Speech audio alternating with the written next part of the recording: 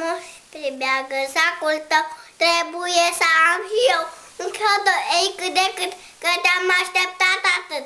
Dacă mi-ai adus ceva, să mă poată bucura, eu își voi căda cu drag un cădecel Moș Pribeagă.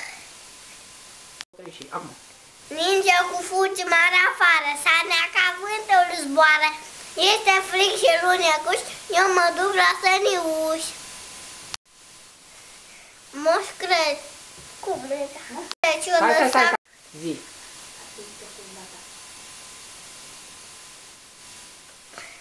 Moș Crăciun, în sacul tău trebuie să am și eu un cadou, ei cât de cât, că te-am așteptat atât.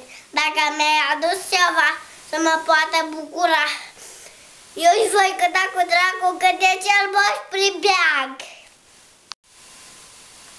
Ninge cu fulgi mare afară, sanea ca vântul zboară, este frig și lunecuș, eu mă duc la săniuș.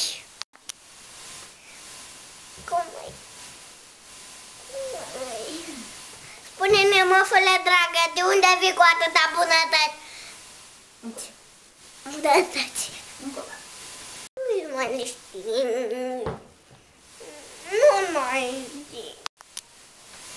Ba nu, se zice 1, 2, 3 și așa. Ada, Moș Pribeagă, în sacul tău vreau să am și eu un cadou, ei cât de cât, că te-am așteptat atât. Dacă mi-ai adus ceva, să mă poată bucura, eu își voi cânta cu drag un cântecel Moș Pribeagă.